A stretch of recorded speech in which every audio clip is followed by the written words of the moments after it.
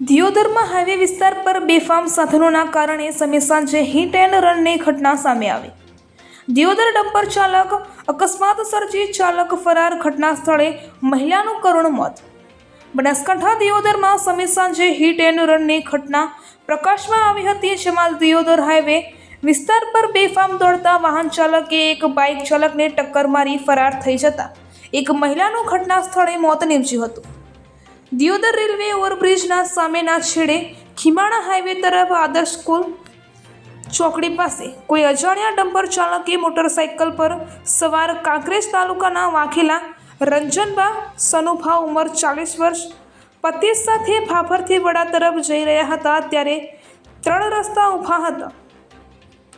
ત્યાં ડમ્પર ચાલકે મોટરસાઇકલને ટક્કર મારી ડમ્પર ચાલક અકસ્માત સર્જી ભાગી છૂટ્યો હતો, જેમાં લાશને દિયોદર સરકારી રેફરલ હોસ્પિટલ ખાતે લાવી પીએમ અર્થે ખસેડવામાં આવી હતી। રેલવે ઓવરબ્રિજના પુલના છેડે અકસ્માત સર્જાતા એક મહિલાનું મોત સમગ્ર પથકમાં અરેરાટી વ્યાપી ગઈ હતી, જે બાબતે સ્થાનિક લોકોએ દિયોદર પોલીસને જાણ કરતા દિયોદર પોલીસ ઘટના સ્થળે દોડીને આવી હતી। પેટ્રોલ પંપ પર લગાવેલ સીસીટીવી ફૂટેજના આધારે તપાસ હાથ ધરતા દિયોદર પોલીસ ઘટના સ્થળે દોડી આવી મૃતકના પરિવારજનોની ફરિયાદ લઈ હાલ તો એડી મુજબનો ગુનો દાખલ કરી આગળની તપાસ હાથ ધરી છે। જોકે દિયોદર હાઈવે વિસ્તાર ઉપર બેફામ દોડતા વાહન ચાલકો સામે હવે પોલીસ તંત્ર કાર્યવાહી કરે તે ખૂબ જ જરૂરી છે, ન કે ફરી એકવાર આવીને આવી ઘટના જોવા મળે તો નવાઈ નથી। સ્થાનિક પોલીસ અને ટ્રાફિક પોલીસ શું કરે છે?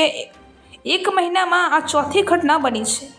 દિયોદર પોલીસ તંત્ર દ્વારા એક વખત ડ્રાઈવ કરવામાં આવે છે, જેમાં માત્ર ગરીબ લોકોને હેરાન કરવામાં આવે છે, પરંતુ જ્યારે આવી કોઈ ઘટના બને છે ત્યારે કોઈ જવાબદાર હોતું નથી। અને આજે પણ ઘણા સમયથી બેફામ હાઈવે વિસ્તાર પર અનેક વાહનો દોડી રહ્યા છે, જેના કારણે એક જ મહિનામાં આ ચોથી ઘટના બની છે, જેમાં એક વખત એક મહિલાનું મોત નીપજ્યું છે।